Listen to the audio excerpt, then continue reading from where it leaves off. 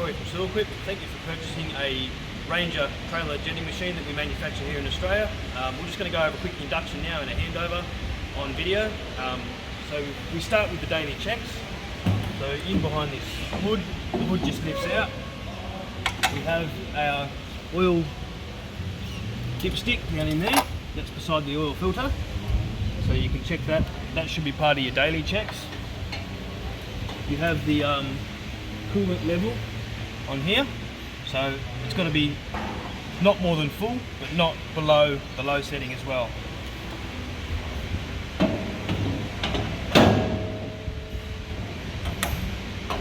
Another part of the daily checks is to check the oil inside the pump.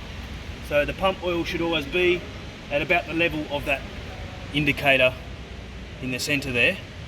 And we also have the hydro fluid, and that should be not lower than this line, but not higher than that black line up there. So somewhere in the middle of here is a good level. And we also want to do a daily check on the water filter. So if you do have a tank full of water and you don't want to lose the tank of water, you can isolate that on this valve here. So when you pull your filter out, you're not going to lose all your water in the tank. So just to check the water filter, we want to make sure that you actually do take the water filter out, because how this filter works, it traps all the stuff on the inside, not on the outside. So if you don't actually physically take the strainer out, you're not going to see whether it's clean or not. So that's part of your daily checks before you start jetting. Now we'll go take a look at how to start the machine.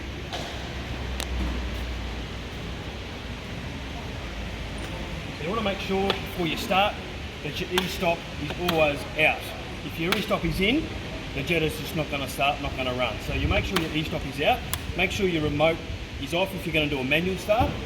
There's two ways to start the jetter. You can either have it on manual or have it on remote. So if you're going to do a manual start, you want to make sure that's down on manual, and you want to make sure your water is off and your revs are down.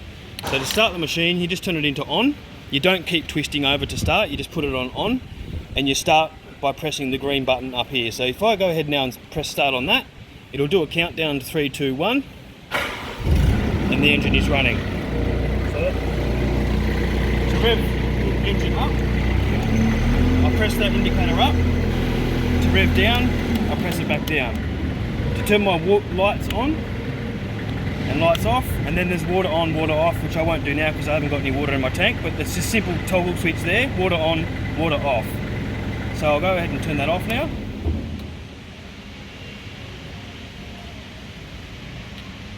Now I'll show you how to do a remote start. So you push this one here up to remote,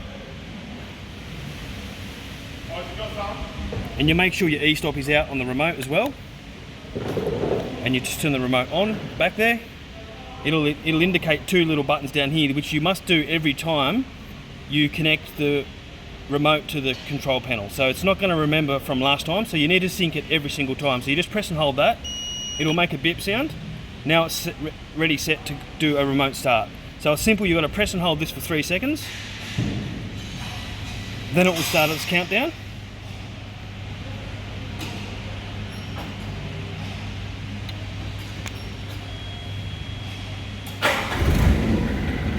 Now to use this, you've got revs up, revs down, water on, water off, which I won't do. You press and hold for stop, or you can e-stop it. So if it's an emergency, you e-stop it. If you just want to turn it off, you just press and hold, and it'll do a countdown on the control panel, and that's off. So now we can look at how to use and operate the reel. So to operate the reel, you can have a free spool. So you're pulling it all the way forward, allows you to just manually feed the line off the drum. So you run it through its hose guide. So then you can continue to walk that out to where you want to go for your drain cleaning. We've also got 90 degrees each way swivel on the reel. So you pull back on this lever, you can lock it every 15 degrees. So you can just keep on, so whatever approach angle you want to your drain, you can set that, and you can also set where you want your hose guide to go. And you've also got an extender on the hose guide as well. So you pull out that, and then that can extend out as well to give you more reach to the manhole. That's it's locked in place now. So now I'll go and start the engine again and show you how the hydraulics work on the actual wheel itself. So I press and hold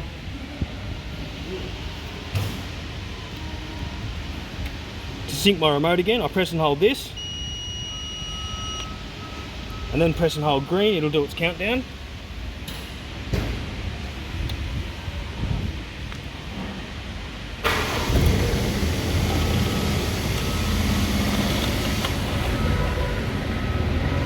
So to reel out, I just crank out, and then to reel in, you just crank in.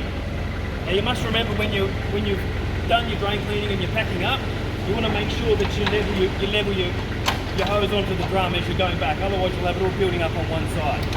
And to adjust the speed on how much crank speed you have, you wind this one out to slow it down, and you wind it in to speed it up, and to lock it, you lock that nut up on the back of it. So if I want to set my crank speeds to a higher speed, I can wind that all the way in, and to lower the speed, I'll wind it out. So that's now a very slow crank. And if I speed that up,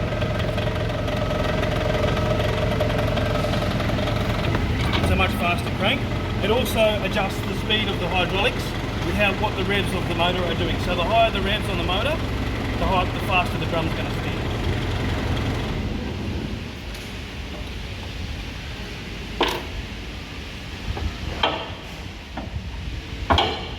On this trailer you come standard with 2 toolboxes on either side. On this side you also have a battery isolator, so you can isolate the power to make sure the battery is off. And the standard set of nozzles that it comes with, we have the chisel point, which is a penetrating head, we have a bomb, which is a good flushing head, and it also comes with a 1/2 inch warthog, which is your root cutting head. There's also a tiger tail hose protector that you can put into your manhole just to protect your hose on your point of entry.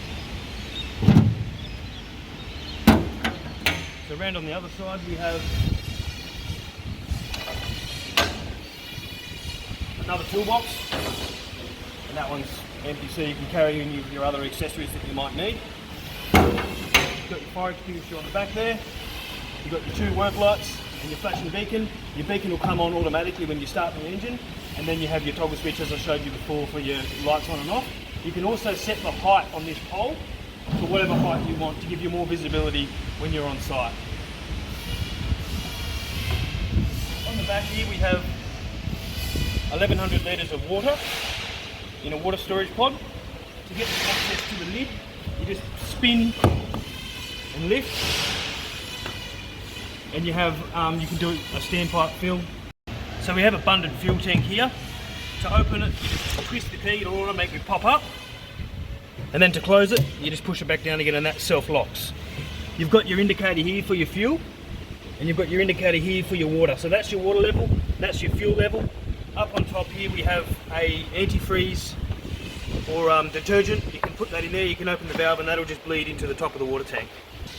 So we have a holder here for your tiger tail hose protector, so if this gets dirty on site, which most likely it's going to, you just pop that in there, and that way you're not putting a dirty tiger tail into your toolboxes and getting all that filthy. You've got your filler pipe here for a chemlock fitting, then now that can go to a fire hydrant to do your water fill. You've got your safety sign storage in there. That says high pressure water jetting in progress, and that's where you just store it up in there behind the engine. Here you have your spare tyre, and you've got your double chains, and your breakaway for your trailer brakes, and your handbrakes on there, and standard jockey wheel. So thank you again for purchasing a Ranger trailer jetting system from Sewerquip. If you have any questions, you can call our office on 02 9673 6755, or my mobile, which is 0447 242 403. Thank you.